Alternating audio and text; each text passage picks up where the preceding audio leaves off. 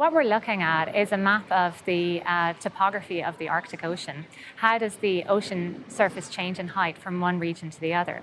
And what we're looking at in terms of the Western Arctic is an area of higher sea surface height, and in the Eastern Arctic, an area of lower sea surface height. These two regions come together to transport water from one part of the Arctic to the other. As the currents move, they also are carrying sea ice flows from one region of the Arctic to another. And what we're interested in is to look at how do these currents in the mean, how do they move, transport water from the Pacific region to the Atlantic region? And then on seasonal timescales, how do they change from one month to the next or from 1 year to the next?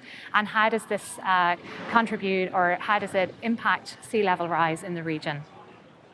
So the Arctic Ocean is covered in a layer of sea ice, which actually has cracks in it. So basically, small sea ice flows move around the Arctic Ocean together, but in between them, there are areas of open water, which we call leads. And what we do with the satellite data is we measure the surface of the ocean in these leads. So over time, we use satellite laser altimetry data and satellite radar altimetry data to monitor the ocean height in these cracks in the sea ice. And over a period of about 5.5 years, we get enough data to create a map of the entire Arctic Ocean on a basin scale.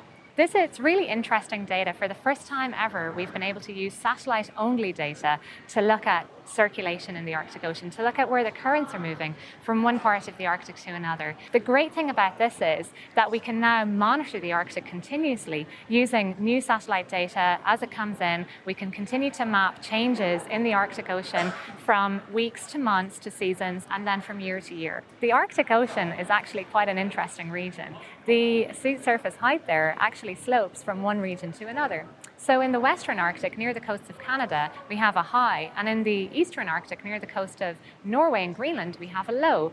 The Arctic is so remote, we don't really know a lot about it, and so basically the new data is providing a real insight into an area that we don't know a lot about.